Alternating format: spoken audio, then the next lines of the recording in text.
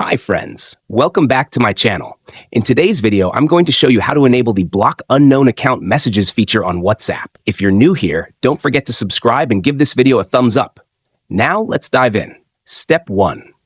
First, unlock your Nothing phone and open the WhatsApp application. Once inside, you'll see the main screen with your Chats menu. Step 2. Now look at the top right of your screen where you'll find 3 vertical dots. This is the menu icon. Tap on it. Step 3. Next, locate the Settings option and tap on it. Step 4. Now locate the Privacy option and tap on it. Step 5. Next, scroll down to locate the Advanced option and tap on it. Unfortunately, the Block Unknown Account Messages feature is turned off by default.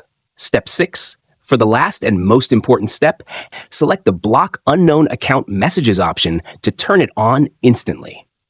If you found this tutorial helpful, don't forget to give it a thumbs up and subscribe to my channel for more great tips. Thanks for watching.